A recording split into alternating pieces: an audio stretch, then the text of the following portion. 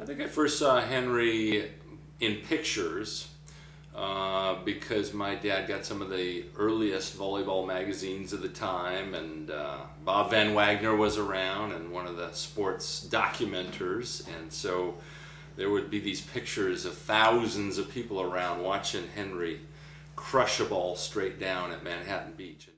Stories about him and about the great matches that had happened between him and Larry Rundle, of course, against Ron Von Hagen and Ron Lang. And those were, if you knew anything about beach volleyball, you knew one of those four names at that time. They were the original trailblazers for so many who came to follow. But Henry wasn't this super imposing physique like Ron Von Hagen, who just looked like Mr. Universe, and wasn't all that tall, and just somehow would unleash on the ball like very few have been able to do before or since. And people used to just wait for the ball to come to him so he'd get his turn on offense.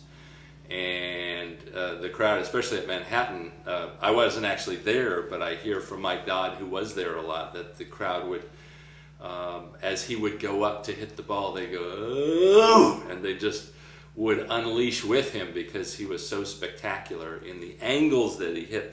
We used to call it the Bergman sharp angle shot, and he was really tough to control on defense. And so not a particularly imposing physique, but incredible skills, and kind of toiled, and it was a very quiet player. Didn't seem to play with a ton of screaming and yelling passion like some of the other players out there, but was quite quiet, but very, very effective.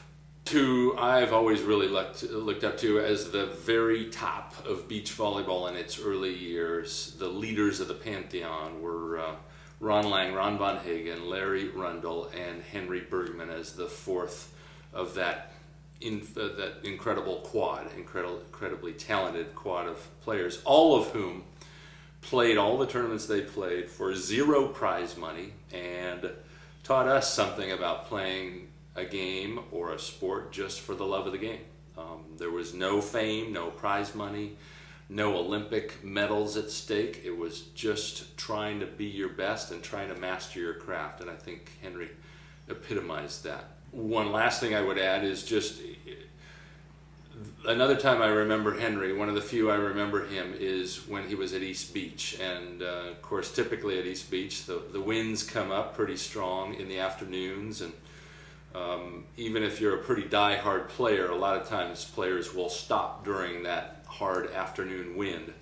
And I remember Henry being the only one with just one ball, and he would throw the ball to himself and annihilate it yet again over the net, and it would roll down, and he'd run to the next court, grab the ball, do it again, and he'd work his way all the way down East Beach and all the way back up and all the way back down and back up. I don't know how many times, but he was out there in tough conditions when nobody else would do it. And he taught me something about just because the wind comes up doesn't mean that you stop playing. In fact, you can teach yourself to not only tolerate tough conditions, but maybe enjoy them, or at least enjoy them more than your opponent. And so if you could stick it out in the toughest wind on East Beach in the afternoon, then certainly you'd be able to handle those late afternoon winds, or any kind of winds, anytime come tournaments, because at that point you don't have a choice whether to sit and wait 2 hours or not. And so I remember that very vividly, him training all on his own, and just crushing ball after ball in a fierce wind, and not really caring what anybody else was thinking, and just training himself to be the best volleyball player he could be.